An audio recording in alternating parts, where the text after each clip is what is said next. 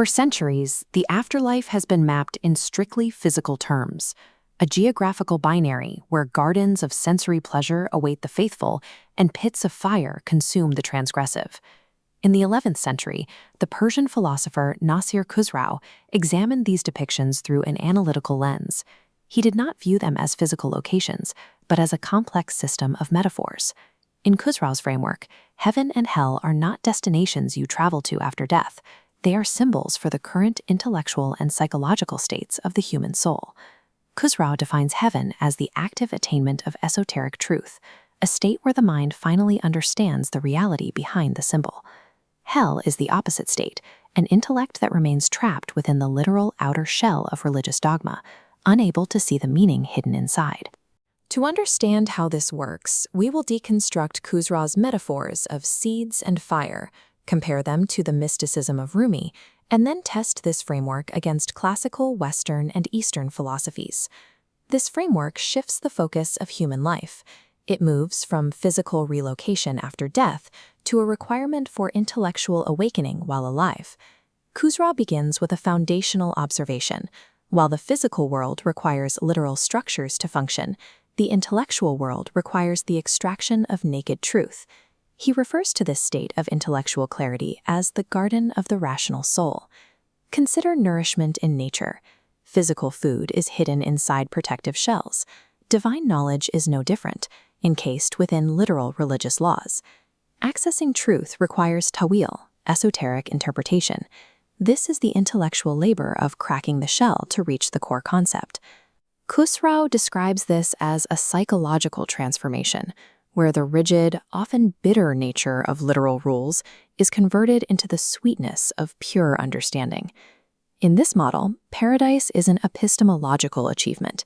It is the result of a rigorous process of extraction. Khosrow's concept of hell centers on the rigid, unyielding adherence to Sharia, the exoteric, literal law. He uses fire as his primary analogy. In the physical world, fire is a tool. We use it to cook raw materials and make them digestible for the body. Applied to society, literal laws act as this fire.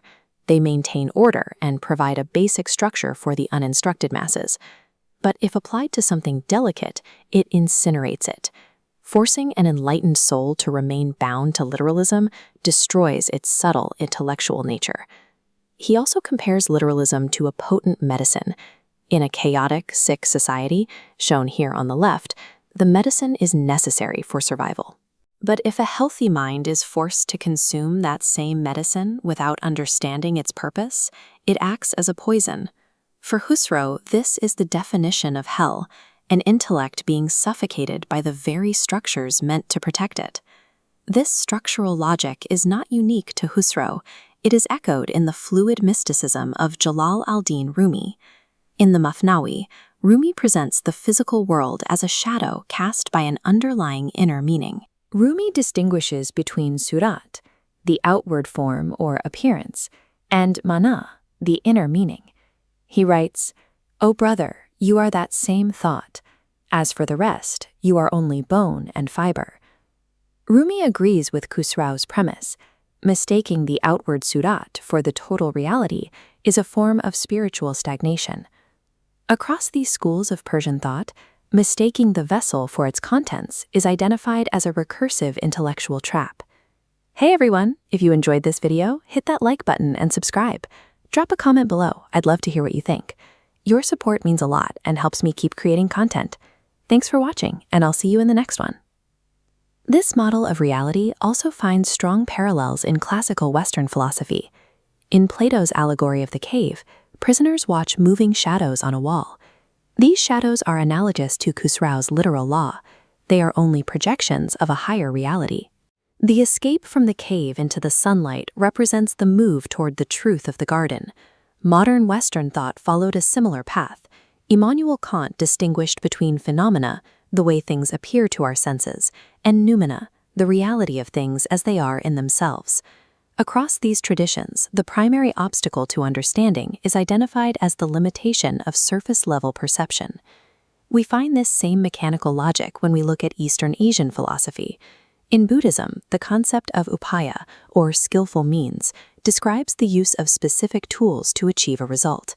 The Buddha compared religious doctrines to a raft, a structure built specifically for navigating a river to reach the opposite shore.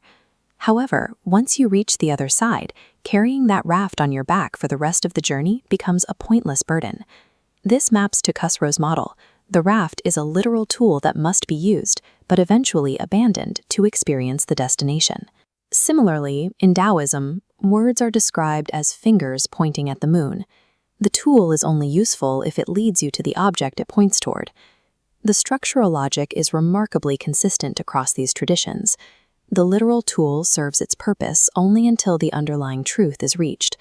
Khosrow's seed, Plato's cave, and the Buddha's raft all focus on the same cognitive maneuver. They illustrate the vital process of breaking through a rigid literal structure to release the meaning held inside. These thinkers arrive at a shared conclusion: the danger of mistaking a symbol for reality, which traps the intellect within a rigid structure. In this view, enlightenment is the extraction of core meaning from the surrounding metaphor. This does not mean the literal structures of society are useless.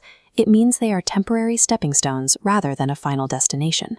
Khosrow's warning remains a diagnostic tool for how we interact with contemporary ideologies, datasets, and institutional dogmas today.